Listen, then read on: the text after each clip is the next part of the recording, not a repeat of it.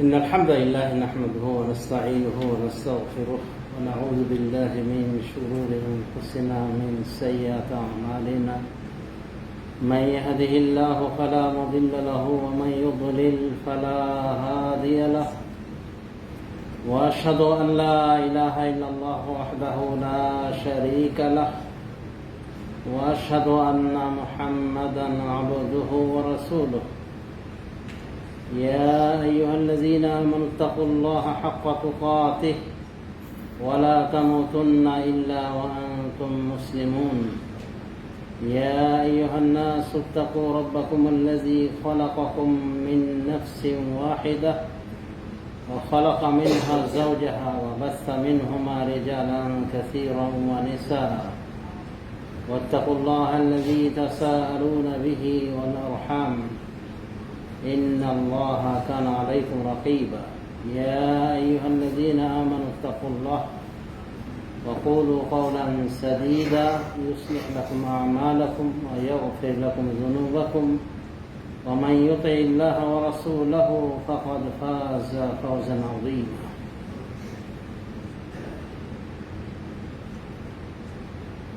وقال تعالى أيضا: وأما الجدار فكان لغلامين يتيمين في المدينة وكان تحته كنز لهما وكان أبوهما صالحا فأراد ربك أن يبلغا أشدهما ويستخرجا كنزهما رحمة من ربك وما فعلته عن أمري ذلك تأويل ما لم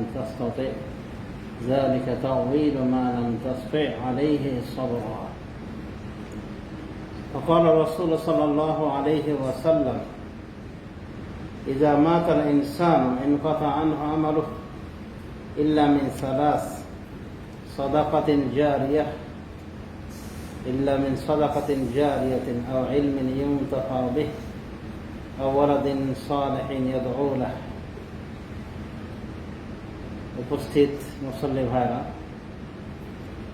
আল্লাহর হাজার প্রশংসা করি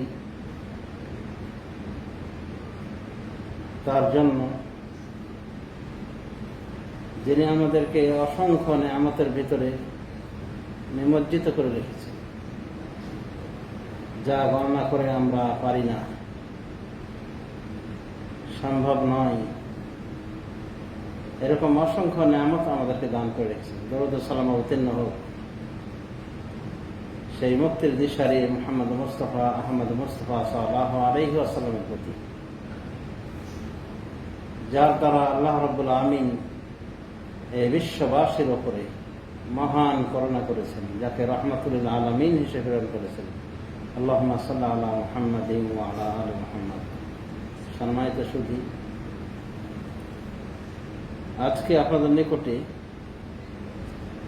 রাসূলুল্লাহ সাল্লাল্লাহু আলাইহি ওয়াসাল্লামের একখানা হাদিসের ব্যাখ্যা বিশ্লেষণ করতে চাই। হাদিসটি আমাদের পরকালীন কল্যাণের সাথে জড়িত।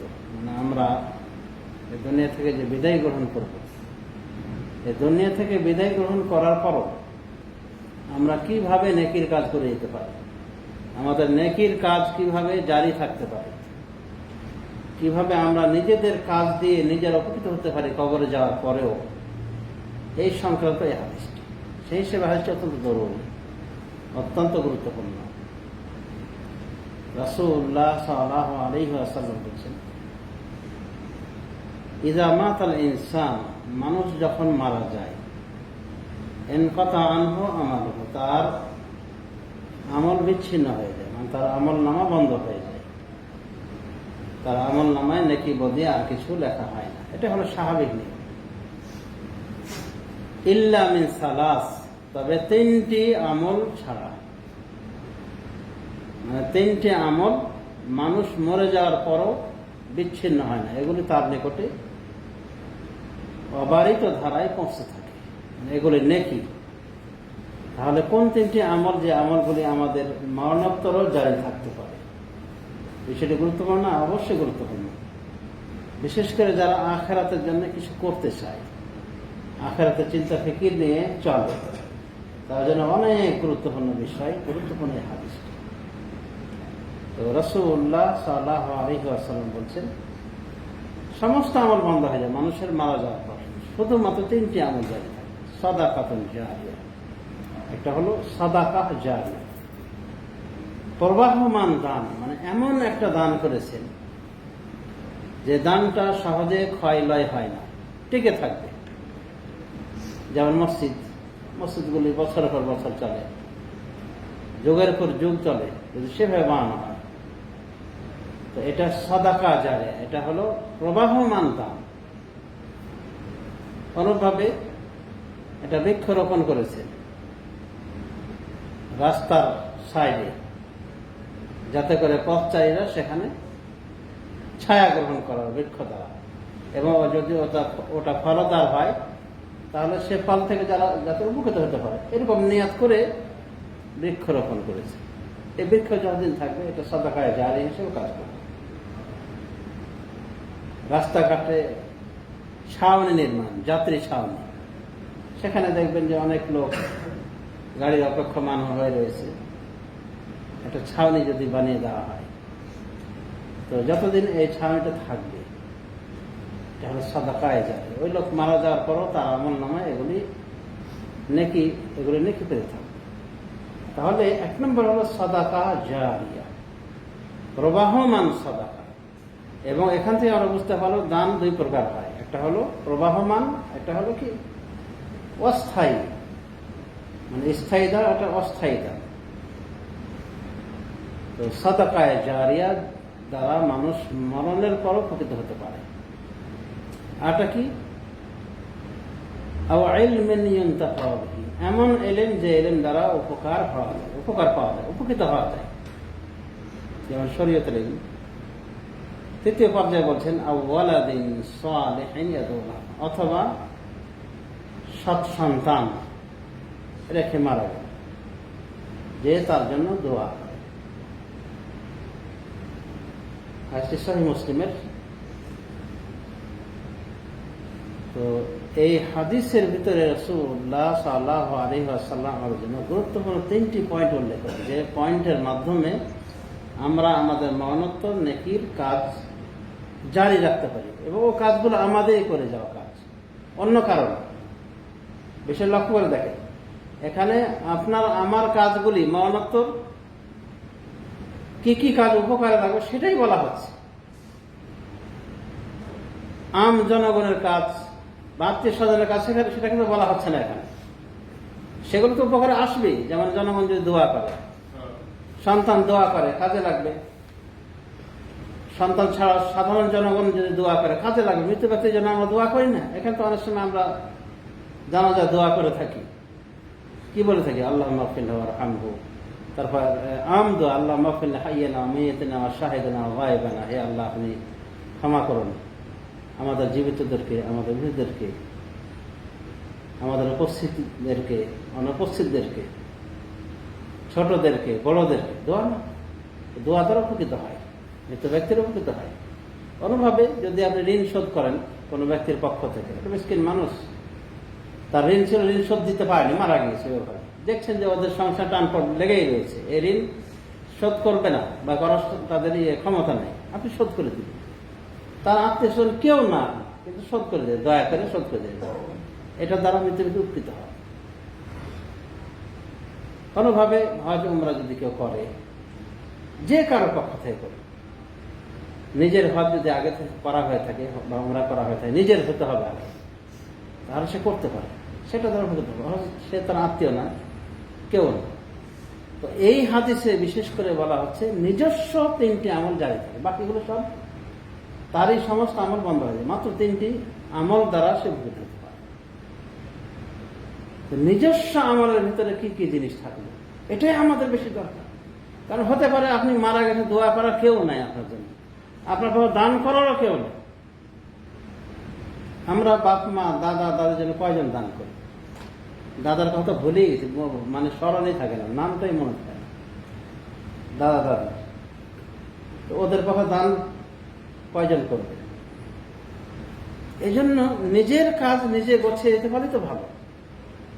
তো রাসূলুল্লাহ সাল্লাল্লাহু আলাইহি ওয়াসাল্লাম আমাদেরকে সেই বুদ্ধি শিখিয়ে দিয়েছে, পরকালে আমরা নিজের জন্য কি করে যেতে পারি পরকাল সাজানোর জন্য। তো 3টি কাজের কথা বলে, সাদাকা জারি, স্থায়ী দান। স্থায়ী দানের আশা করি উদাহরণ বুঝতে পেরেছি। মসজিদ বানা রাসূলুল্লাহ সাল্লাল্লাহু আলাইহি ওয়াসাল্লাম মান বানা লিল্লাহি মাসজিদান বানাল্লাহু লাহু বাইতান ফিল জান্নাহ, যে ব্যক্তি আল্লাহর ওয়াস্তে মসজিদ বানাবে, আল্লাহ তার জন্য জান্নাতে একটি বিশেষ ঘর নির্মাণ করেন। বুখারী মুসলিম হাদিস। তাহলে আপনি মসজিদ বানিয়ে যেতে পারেন, যদি সেই মসজিদ দ্বারা উপকৃত হতে পারে, হবে যতদিন উপকৃত হবে মুসাল্লিরা। এক কথায় মসজিদ যতদিন চলমান থাকবে উপকৃত হবে, আপনি নিজে উপকৃত হবেন এই দুনিয়ায় থাকাকালীন, আর মরে গেলে তো আপনার সাদকা জারিয়া চলতে থাকবে। তাহলে স্থায়ী দানের গুরুত্ব বেশি। অস্থায়ী দানগুলি কি?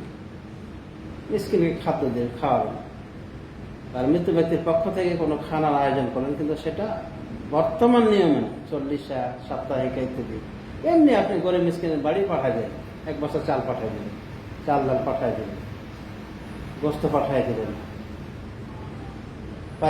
পারিবারিকভাবে হেল্প করেন, এটা করতে পারেন। এমনি মিসকিনটাকে যে কোনো সময় আপনি খাইয়ে দেন, অসুবিধা নেই। কিন্তু এগুলো অস্থায়ী, খাওয়া শেষ, আপনার দান শেষ। কিন্তু স্থায়ী দানগুলো হলো এরকম যে যতদিন এগুলো টিকে থাকবে আপনি উপকৃত হতে পারবেন, যার পক্ষ থেকে আপনি এই দানগুলি করছেন তারাও উপকৃত হবে। তাহলে এই স্থায়ী দানের বিষয়টি অনেক গুরুত্বপূর্ণ। ওমর রাদিয়াল্লাহু আনহু তিনি খায়বারে একটা জমিন পেয়েছিলেন ভাগ হিসাবে, বাগান। তো রাসূলুল্লাহ সাল্লাল্লাহু আলাইহি ওয়াসাল্লামকে বলেছেন, ইয়া রাসূলুল্লাহ, আমার এটা সব থেকে উত্তম সম্পদ, এটা আমি দান করে দিতে চাই। তখন নবী সাল্লাল্লাহু আলাইহি ওয়াসাল্লাম তাকে পরামর্শ দিয়েছেন, তুমি আসলটা ধরে রাখো, মানে এই জমিনটা ধরে রাখো, আর এর ফল ফলাদি সব তুমি দান করে দিতে পারো।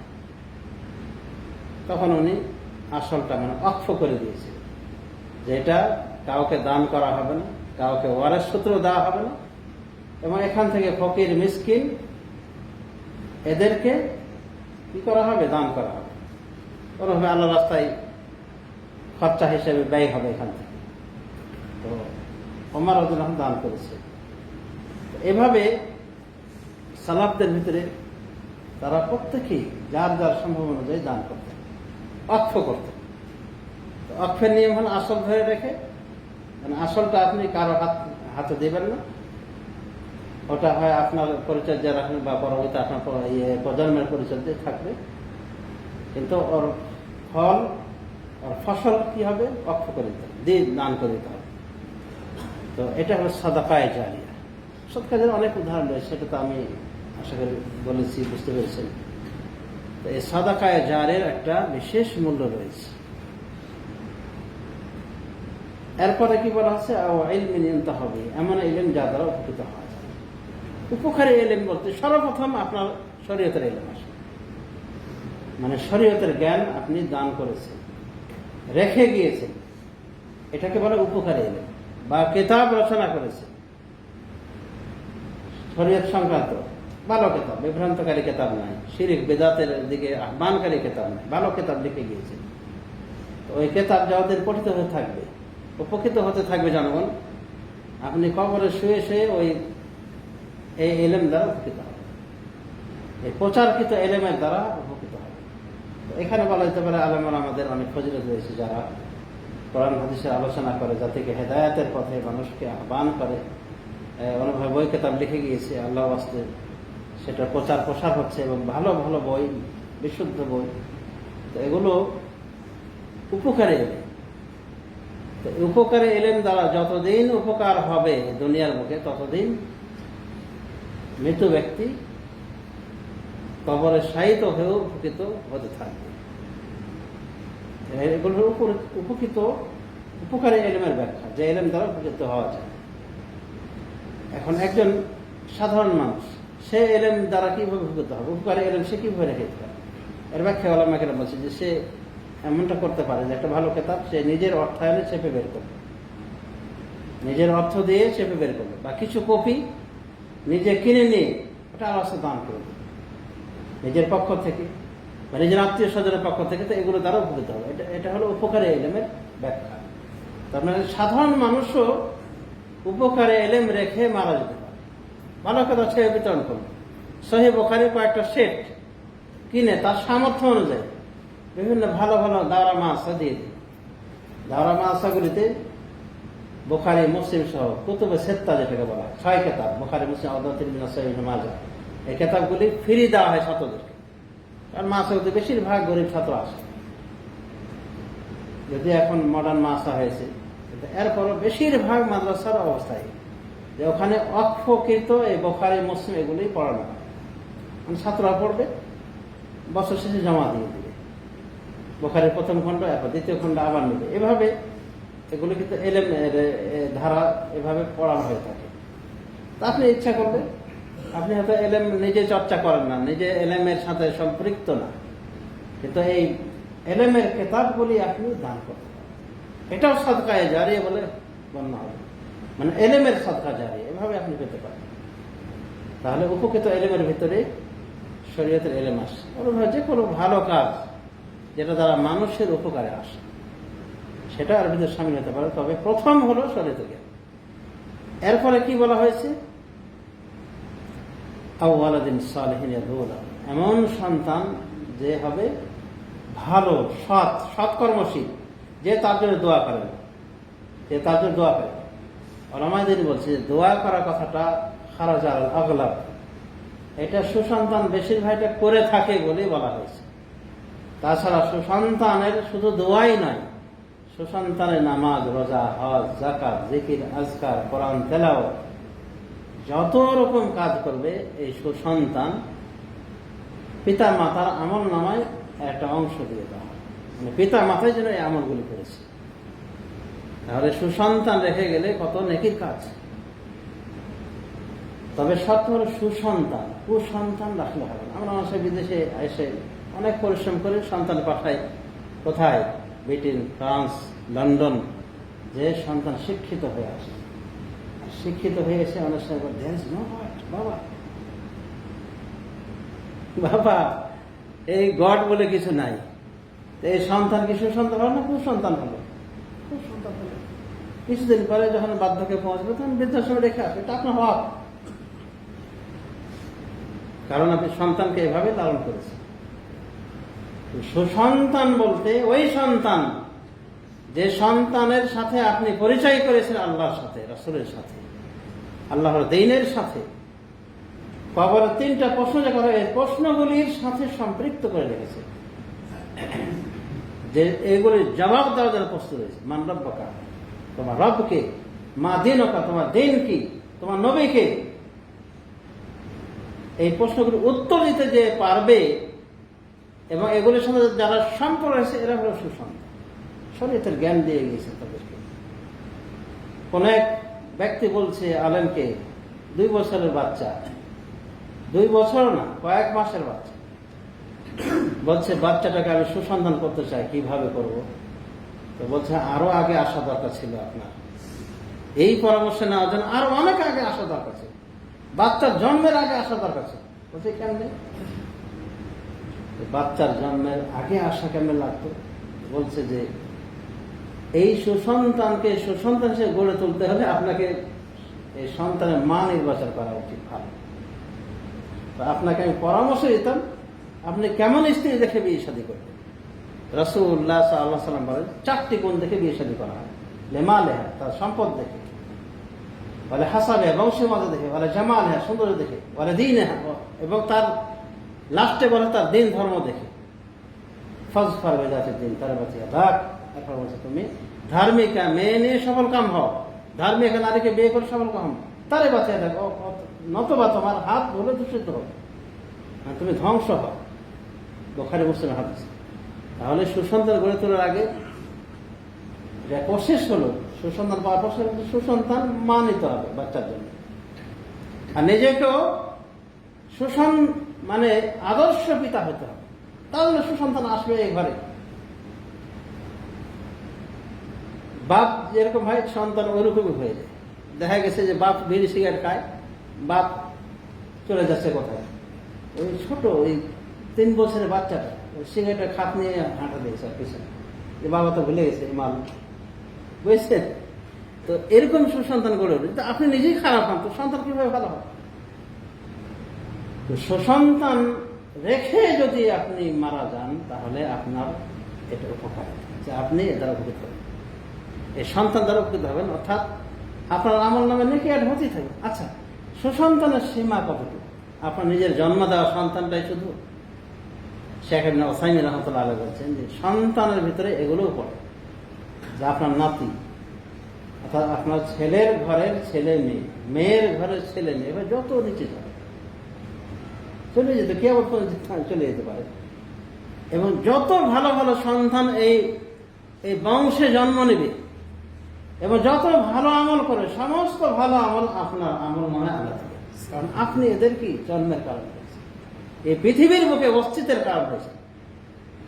আমার মায়ের কিছুদিন আগে মারা গেল, আমি চিন্তা করে দেখি যে এখনই 100-র উপরে তার মানে সন্তান সন্ততি আছে, মানে নাতি পোতা ইত্যাদি, ছেলের ঘরের নাতি, মেয়ের ঘরের নাতি, এখনই 100-র উপরে। তা পরবর্তী আরো কত হতে পারে। এবং আলহামদুলিল্লাহ বংশের ভিতরে বেনামাজি নেই, এত কিছু বিভ্রান্ত থাকতে পারছে, কিন্তু অধিকাংশ সুসন্তান। আলহামদুলিল্লাহ সাদাকায়ে জারিয়া, মায়ের জন্য সাদাকায়ে জারিয়া, বাপের জন্য সাদাকায়ে জারিয়া।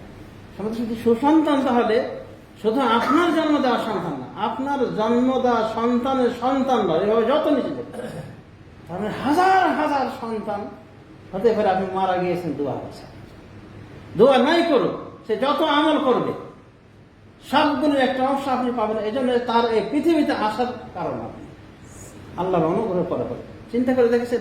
এখান থেকে চিন্তা করে দেখেন যে বিয়ে শাদী করার কত বড় উপকারিতা। কিছু নির্বংশ, মানে বাচ্চা টাচ্চা নেবে না, সে এখনো পায়ে দাঁড়াতে পারে, 40 বছর বয়স, দাঁড়াবে কখন? কবরে যাওয়ার আগে। বিয়ে শাদীতে নাই, এগুলো শয়তানের ধোঁকা। এগুলো এই সমস্ত সব থেকে বঞ্চিত না, এই সব থেকে বঞ্চিত হয়ে থাকে। এই জন্য সমাজ শুধু সুসন্তানের প্রতি আমাদের আগ্রহী হওয়া উচিত। এবং দেখা উচিত সন্তানগুলি আমাদের কিভাবে শিক্ষা নিচ্ছে। সন্তানদেরকে মিসগাইড করলে আপনি পরকাল আলোকে ধরা খাবেন।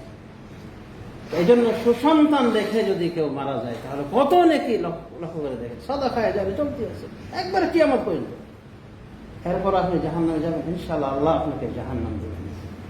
এদেরকে সন্তান দেখে যান। সুনান আবু দাউদ হাদিসে রয়েছে, পিতা আল্লাহকে বলবে যে আল্লাহ, আমার অবস্থার দিন দিন উন্নতি হচ্ছে কিভাবে, এই উন্নতিটা কিভাবে আমি লাভ করছি। আমি মারা যাওয়ার পরে প্রথমত এরকম সুখ পেতাম না, তখন আল্লাহর পক্ষ থেকে বলা হয় বেস্তে গোফারে বলা দেখা লাগ, এটা এজন্যই তোমার এই যে র্যাঙ্ক বেড়েছে, এজন্য তোমার সন্তান তোমার জন্য দোয়া করছে, ইস্তেগফারের দোয়া করছে, তোমার জন্য ক্ষমা প্রার্থনা করছে, হে আল্লাহ আপনি আমার পিতাকে ক্ষমা করবেন, এই জন্য তোমার এই অবস্থা। তাহলে সুসন্তান হয়ে গেলে কত নাকি কাজ। বা আপনার নাতি, আপনার নিজের সন্তান তো ভালোভাবে মানুষ হতে পারেনি, নাতি সন্তান ভালো হয়ে গেছে।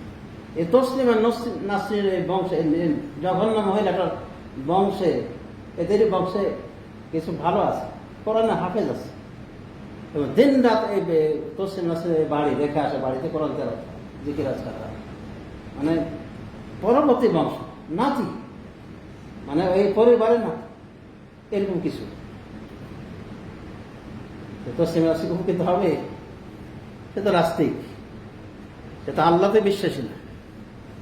তো দেখেন ওর ঘরে দেখবেন যে একটা খোঁজ করে দেখা যায় যে একটা ওর দাদি নাকি ভালো ছিল, তসলিম নাসরিন একটাই ভালো মানুষ ছিল, ওখানে ঠাট্টা বিদ্রুপ করা হতো।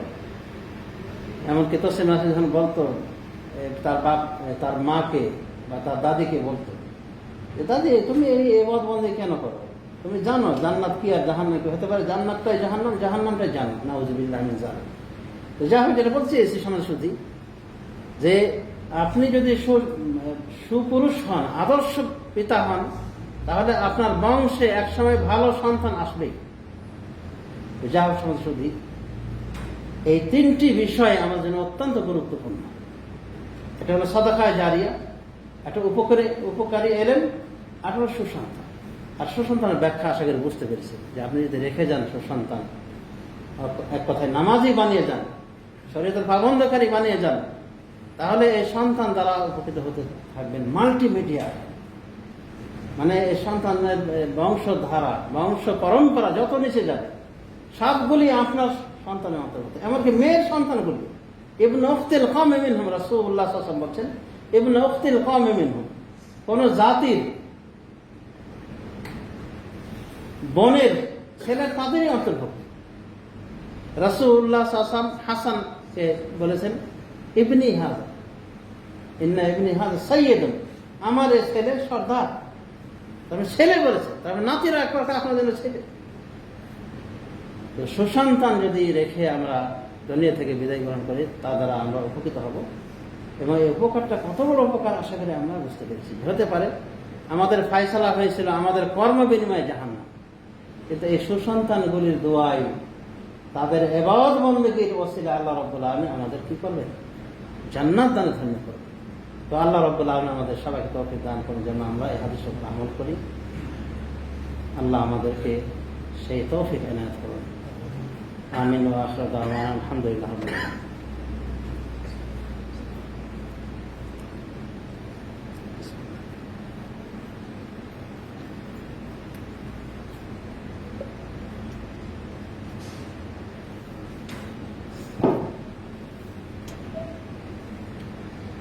আলহামদুলিল্লাহ রাব্বিল আলামিন, والصلاة والسلام على نبينا محمد وعلى آله وصحبه أجمعين والتابعين لهم بإحسان إلى يوم الدين وما بعد।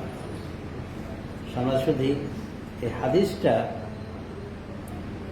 আমরা বেঁচে থাকতে আর গুরুত্ব বুঝবো না, অনেকে বুঝবো না, এটা পরবর্তী বিষয়।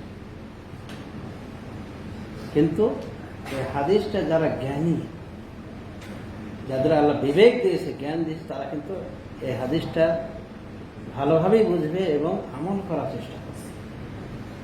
সমাজে শুধু আমরা দুনিয়াতে যতই বেঁচে থাকি না কেন, যত দীর্ঘদিনে থাকি না কেন, মত কিন্তু নিশ্চিত একসময় আমাদের মৃত্যু হবে এবং আমাদের সহায় সম্বল সবকিছু ছেড়ে দুনিয়া থেকে বিদায় দিতে হবে। রাসূলুল্লাহ সাল্লাল্লাহু আলাইহি ওয়াসাল্লাম বলেছেন আকসিরু যিকরা হাযিহিল লাযযাত, তোমরা এমন বিষয়কে বেশি বেশি স্মরণ করো যা সমস্ত স্বাদকে বিষাদে পরিণত করে দেয়।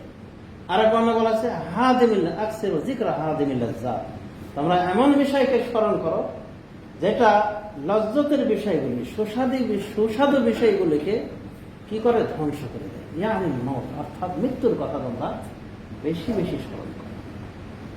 আপনি লক্ষ লক্ষ টাকা, কোটি কোটি টাকা ছেড়ে দিয়েছেন এবং এই টাকার ধান্দায় আপনার দিন রাত সব পার হয়েছে।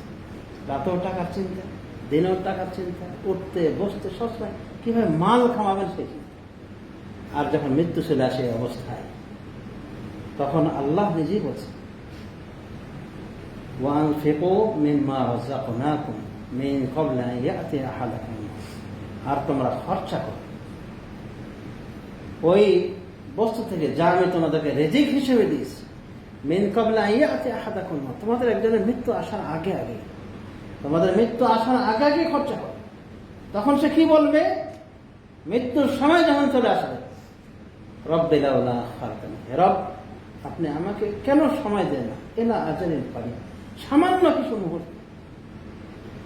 কিছু মুহূর্ত আমাকে যদি আপনি সময় দিতেন, কি করতো? মাল কামাতো। তখন দুটো কথা বলবে,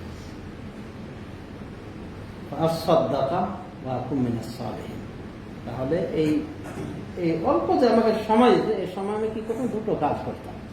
একটা হলো সাদকা করতাম, দান সদকা করতাম, ওয়া আকুম মিনাস সালিহিন, আর সৎকর্মশীলদের অন্তর্ভুক্ত হয়ে যেতাম। মানে যারা মাল কামানোর তালে থাকে, এদের বেশিরভাগই এই দুটো কাজে ঘাপলা থাকে।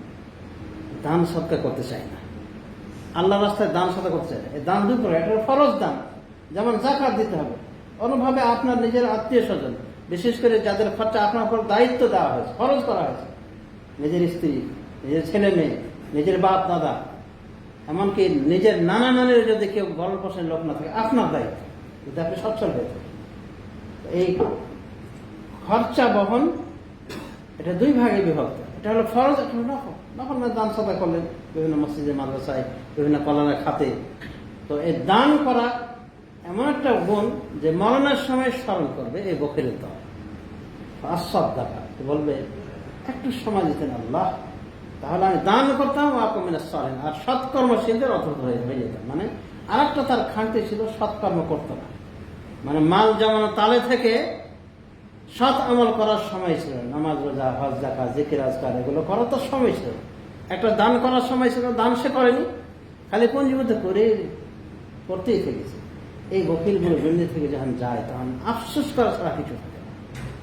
কারণ তারা নিশ্চিত বুঝতে পারে যে এই ধন সম্পদ আর আমার কোনো উপকার আসবে, তার উপকার আসবে এই দুনিয়ার ধন সম্পদের মধ্য থেকে ওই দুটো কাফনে কাপড়, তিনটা কাফনে কাপড়, কাফনে তিনটা টুকরা, এটাই তার সম্পদ। সে যখন নিশ্চিত হয়ে যাবে এগুলো ছেড়ে সে চলে যাচ্ছে, তখন তার আফসোস থাকবে এবং আল্লাহর কাছে দুটো কাজ করার জন্য একটু সময় চাই, কিন্তু আল্লাহকে সময় দেবেন। ওয়ালাই ইউআখিরুল্লাহু নাফসান ইযা জাআ আজালুহা আল্লাহু খাবীরুম বিমা তা'মালুন। আল্লাহ বলছেন ওয়ালাই ইউআখিরুল্লাহু নাফসান, আল্লাহ কোন আত্মাকে সময় দিবে না, ইযা জাআ আজালুহা, যখন তার নির্দিষ্ট সময় চলে আসবে। আর আল্লাহ তোমাদের কৃতকর্ম সম্পর্কে সম্যক খবর রাখেন, আল্লাহ সবকিছু জানছেন তোমরা কি করছো না করছো। যার সময় শুধু এই আয়াত সূরা মুনাফিকের শেষের দিকের আয়াত আমাদেরকে আল্লাহ সতর্ক দিয়েছে। অতএব আমরা সতর্ক হই এবং আমাদের পরকাল নিয়ে চিন্তা ফিকির করি এবং আমরা আমাদের নিজ দায়িত্বটা আমরা বোঝার চেষ্টা করি। সন্তানকে সুসন্তান কিভাবে গড়ে উঠতে হবে সেটা নিয়ে আমরা চিন্তা ভাবনা করি। এটা সুসন্তান নয় যে আপনি বিদেশ পাঠিয়ে আপনার সমস্ত খরচা করলেন, কিন্তু এখনো সে জানে না বাপমার জন্য দোয়া কিভাবে করবে, জানে না আপনার কলমের কোনো কাজ করা, জানে না কিভাবে দু রাকাত নামাজ পড়বে। কি সন্তান রেখে গেলেন আপনি? এই দুনিয়াতে তো আপনি লাঞ্ছিত হবেন এই সন্তানের মাধ্যমে, আর পরকালে লাঞ্ছনা আপনাকে করছি। অতএব সমাজ শুধু এই তিনটি কাজের কথা যা রাসূলুল্লাহ সাল্লাল্লাহু আলাইহি ওয়াসাল্লাম বলেছেন, এগুলিতে আমরা আগ্রহী হই, দান সদকা করে যাওয়ার চেষ্টা করি, মরার আগে স্থায়ী দানের ব্যবস্থা করার চেষ্টা করি। আল্লাহ আমাদেরকে সে তৌফিক দান করুন। আর একটা হলো উপকারী, সেটা ব্যাখ্যা তো বুঝতে পেরেছেন। আর তৃতীয় ব্যাখ্যা তো বুঝতে পেরেছেন যে সৎ সন্তান রেখে গেলে কত না আমাদের লাভ হবে, আর নিঃসন্তান যদি আমরা থেকে যাই তাহলে আমাদের কত লস। বিয়ের সাথে যারা করে না তারা কতটা ক্ষতির ভিতর রয়েছে, তারা এই হাদিস নিয়ে চিন্তা করে। আল্লাহ রাব্বুল আলামিন আমাদের সবাইকে তৌফিক দান করুন, কোরআন সুন্নাহ জ্ঞানে সমৃদ্ধ হওয়ার। আল্লাহুম্মা আ'ইজ্জিল ইসলাম ওয়াল মুসলিমিন ওয়া আযিল্ল শিরক ওয়াল মুশরিকিন। রব্বানা আতি নুফুসানা তাকওয়াহা ওয়া যাক্কিহা আনতা খায়রু মান যাক্কাহা আনতা ওয়ালিয়ুহা ওয়া মাওলাহা। ربنا آتنا في الدنيا حسنة وفي الآخرة حسنة وقنا عذاب النار. اللهم اغفر لجميع المسلمين والمسلمات والمؤمنين والمؤمنات منهم الأحياء والأموات إنك سميع قريب مجيب الدعوات برحمتك يا أرحم الراحمين. وسبحانك اللهم وبحمدك أشهد أن لا إله إلا أنت أستغفرك وأتوب إليك. قوموا للصلاة بارك الله فيكم.